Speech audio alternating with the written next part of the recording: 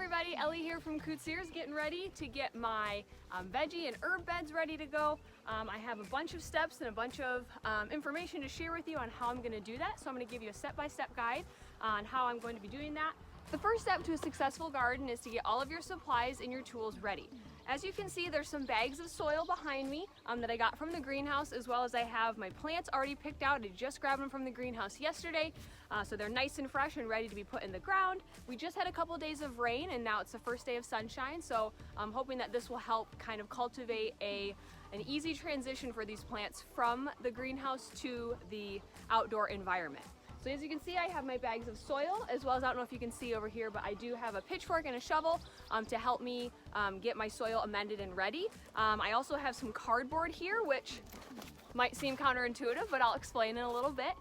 And then I also have my hose ready and hooked up so that I can get my plants all in the ground and watered once they are planted. It's a good idea to use a pitchfork, as you can see here like I'm doing, to slowly break into that soil to make sure it's aerated. As you can see, I'm now laying down cardboard over that soil I just used a pitchfork to aerate. All of these boxes are from Amazon packages and other cardboard boxes I've accumulated. Next up, I'm going to water them down so they can start decomposing and breaking down and also create a weed barrier within the soil. Since it's kind of hot and sunny today, I made sure to make sure they were really wet before I moved on to the soil. Then I took my bags of soil that I got from the greenhouse, which is a special herb and veggie garden mix, and I ripped open those bags and poured them down over that wet cardboard. Now that my cardboard is down and it's wet, as well as I've ripped open my bags of soil and laid them out, it's time to rake it out nice and smooth so there's about 2 to 3 inches of this nice raised garden bed mix.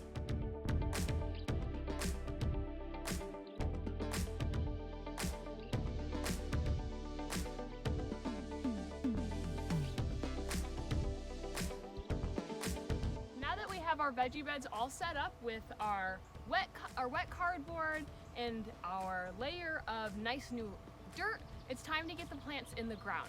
So what I usually like to do is I like to think of what I planted in each of these beds last year to make sure that I don't plant the same things in the same place.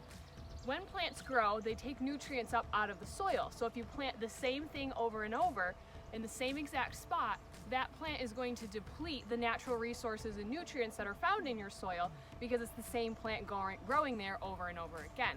So last year I had done my herbs on this side and my vegetables, my peppers, my tomatoes on this side, but I'm going to flip-flop them this year.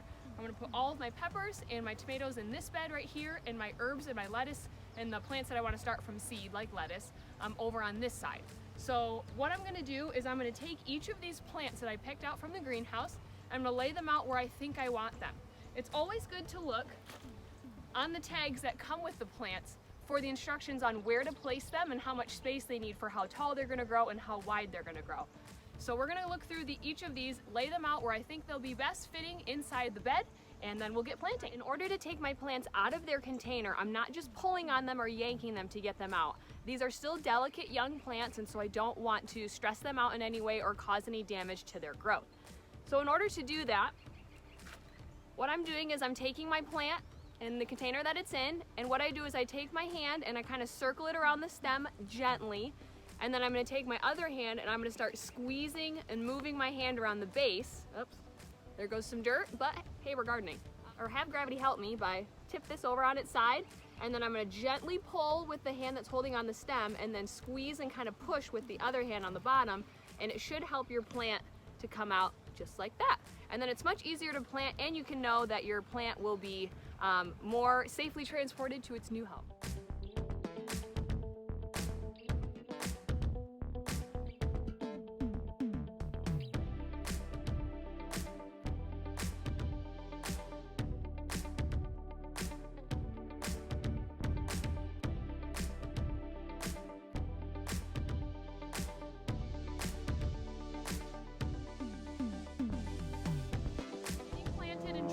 Is really stressful on plants. So in order to help them get acclimated, it's nice to give them a nice drink of water so they can get hydrated and kind of get their root system ready to get into the ground, which will be through this nice new soil we just put in, over that wet cardboard, and then into the regular soil that was in there before. So let's give them all a nice drink, not too much, especially if you just got them from the greenhouse and they were watered, but it's still always a good idea to give your plants a nice drink of water so they can be hydrated and ready to grow.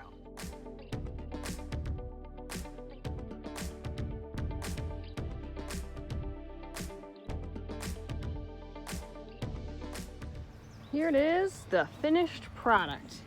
Got my peppers and my tomatoes over here. Then I have my herbs over here. And I'm planning on in the back to either put beans or lettuce. I haven't decided yet, so I'm planning on doing that next. But as you can see, I have the tags of what each pepper is, or plant, you know, up here it's peppers, what they are, so that until they start blooming and producing that pepper fruit, I will know what each plant is. And you might even be able to tell that on some of these plants I get from the greenhouse, they already have a little pepper starting. So that comes from that flower there, and then it becomes that pepper. So super fun to grow your own food and create from nature. Hope you enjoyed.